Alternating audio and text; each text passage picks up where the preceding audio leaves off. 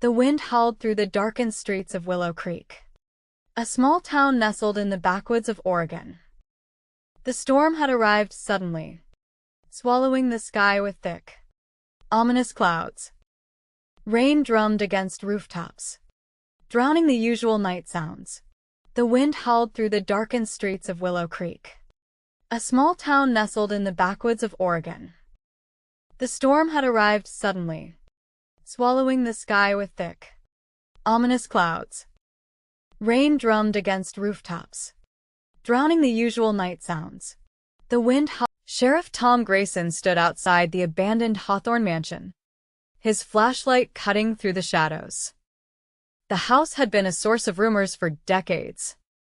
Stories of disappearances, eerie lights at night, and strange sounds had kept most townsfolk away. But tonight, a call had come in, a terrified voice gasping out something about the last door left open. Tom didn't scare easily. A former Marine and a lawman for 15 years. He'd seen his share of horror, real and imagined. Still, as he pushed open the heavy oak door, a cold unease settled in his gut. The foyer was grand, but long forgotten, its chandelier swaying slightly in an invisible breeze. Dust coated every surface, and cobwebs stretched like decayed lace across the staircase. He took a slow step inside, his boots echoing in the vast emptiness. "Anyone here?" His voice bounced off the walls. Silence answered. He moved cautiously through the halls, his light skimming over tattered wallpaper and broken furniture. The air was thick with mildew and something else, a metallic tang he couldn't quite place. Then he saw it. At the end of a long hallway, a single door stood ajar. The last door left open. His pulse quickened. He advanced carefully, gun drawn, pushing the door wider. The room beyond was shrouded in darkness, save for a single candle flickering on a wooden table. The scent of burnt wax mixed with the coppery tang. Then he saw it, the body slumped against the far wall, blood pooling around it. Jesus. Tom knelt beside the figure. It was Michael Lane, the town's reclusive historian. His throat was slashed, eyes frozen in terror. A tattered journal lay beside him, stained with blood. Tom picked it up, flipping through pages filled with frantic scrawls. Words leapt out at him. The door must never be left open. It's how they come through. A sudden creak behind him made his skin prickle. He turned sharply, gun raised. The door, which had been still, was now inching open wider on its own. The air grew colder. A whisper, barely audible, slithered through the room. And then the candle went out.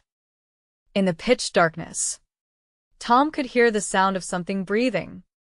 Slow, deliberate, unnatural.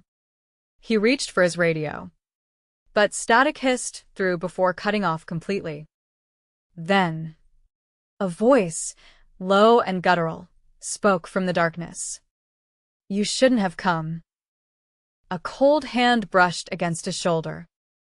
Tom whirled, heart pounding, but nothing was there. Instead, a dim glow began to pulse from the journal on the floor.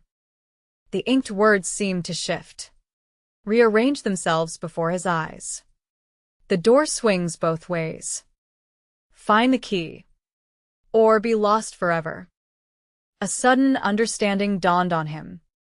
The mansion wasn't just haunted, it was a passage, a trap for those who entered unaware. Gritting his teeth, Tom scanned the room, searching desperately.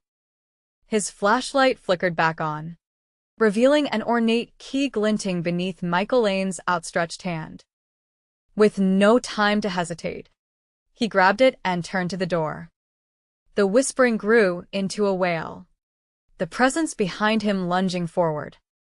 Tom jammed the key into the ancient lock, twisting with all his strength. The door burst open, blinding him with a rush of golden light.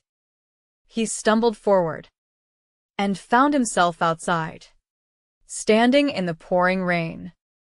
The mansion behind him was silent, still, its windows dark. Tom gasped, his pulse slowing. He was free. But as he turned to leave, he caught one last glimpse of the house. The front door, just slightly ajar, whispering an invitation to the next unwitting soul who might dare to enter. Sheriff Tom